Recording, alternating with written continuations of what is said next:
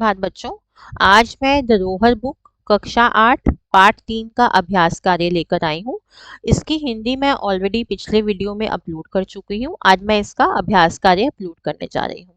तो आइए शुरू करते हैं। पहला क्वेश्चन है, प्रदत्तान विकल्पान दृष्ट्वा उचितम उत्तरम चिनोत। नीचे दिए गए विकल्पों को देखकर उचित उत्तर चुनिए। चैत्रा मैत्र च कुत्र निवस्थाम।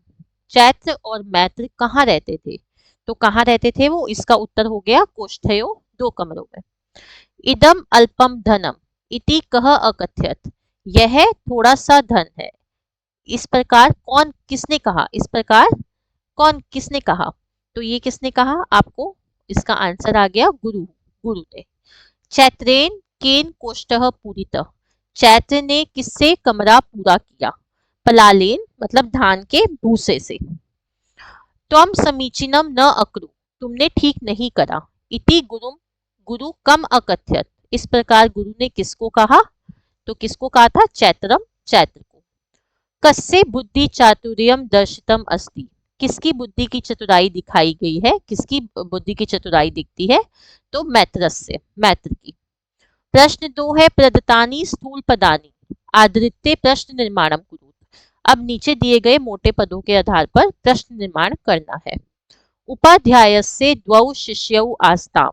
उपाध्याय के 2 शिष्य थे। तो उपाध्याय किसके 2 शिष्य थे? तो कस्य आ गया। उपाध्याय तयो अकथ्यत।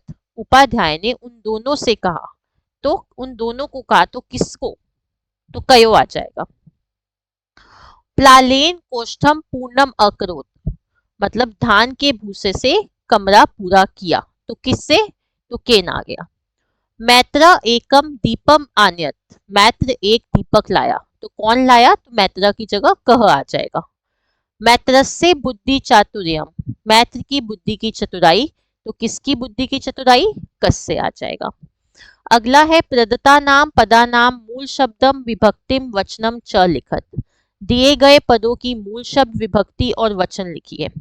उपाध्यायस्य का उपाध्याय मूल शब्द है, षष्ठी विभक्ति है, एक वचन है। शिष्यः का शिष्य मूल शब्द है, प्रथमा विभक्ति है, बहुवचन है।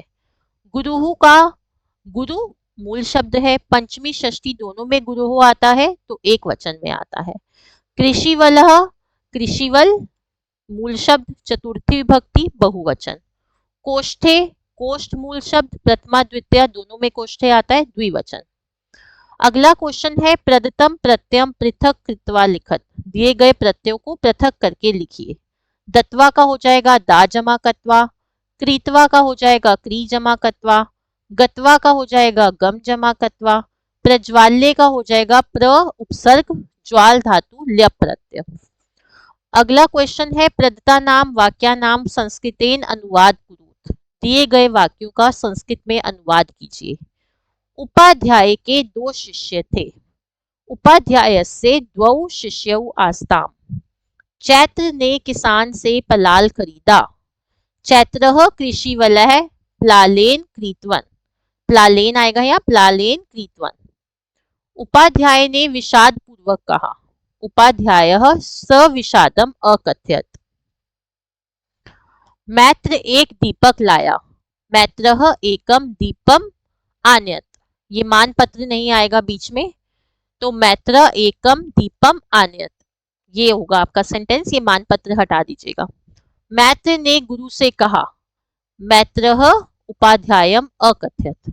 तो यहाँ हमारा अभ्यास कार्य समाप्त होता है और अंत में मैं यही कहूंगी, kindly like share subscribe and comment my channel the education true